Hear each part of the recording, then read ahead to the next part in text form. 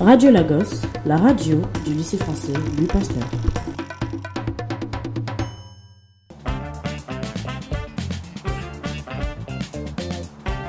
Radio Bonjour Lagos, la radio de la francophonie au Nigeria.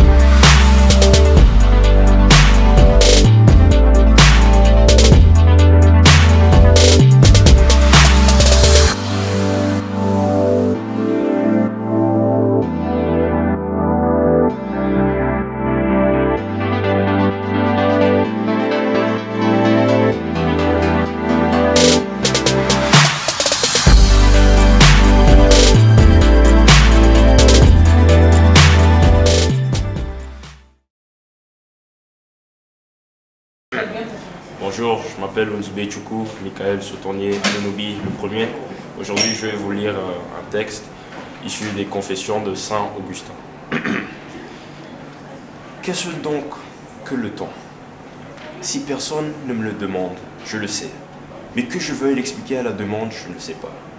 Et pourtant, je le dis en toute confiance. Je sais que si rien ne passait, il n'y aurait pas de temps passé. Et si rien n'advenait, il n'y aurait pas d'avenir. Et si rien n'existait, il n'y aurait pas de temps présent. Mais ces deux temps, passé et avenir, quel est leur mode d'être alors que le passé n'est plus que l'avenir n'est pas encore? Quant au présent, s'il était toujours présent, sans passer au passé, il ne serait plus le temps, mais l'éternité. Si donc le présent, pour être du temps, ne devient tel qu'en passant au passé, quel mode d'être lui reconnaître, puisque sa raison d'être et de cesser d'être, si bien que nous pouvons dire que le temps a l'être seulement parce qu'il tend au tenant, au néant. Enfin, si l'avenir et le passé sont, je veux savoir où ils sont.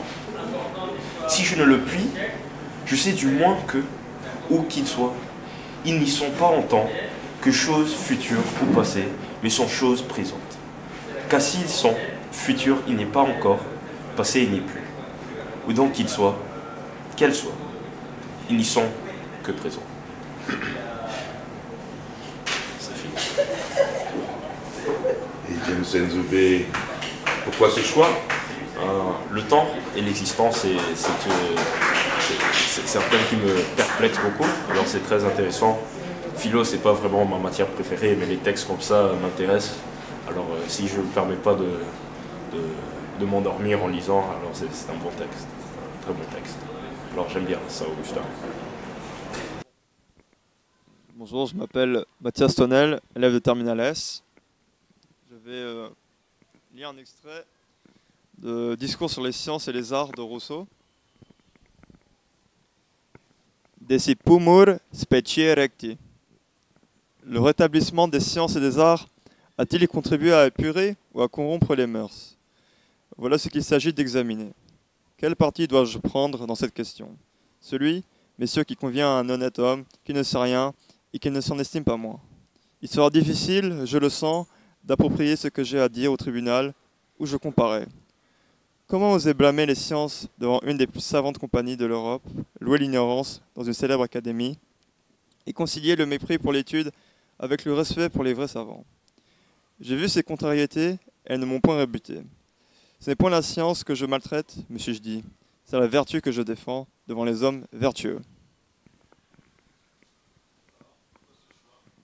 Dans un premier temps, on devait lire l'autre partie de ce bouquin en classe. L'autre partie de ce bouquin en classe, donc ça m'a mis la puce à l'oreille de découvrir la première partie, monsieur. Je me suis dit, pourquoi pas examiner ce que Rousseau à nous donner. Et avec mon temps libre, je me suis intéressé à ce discours sur les sciences et les arts. Ça m'a réellement plu.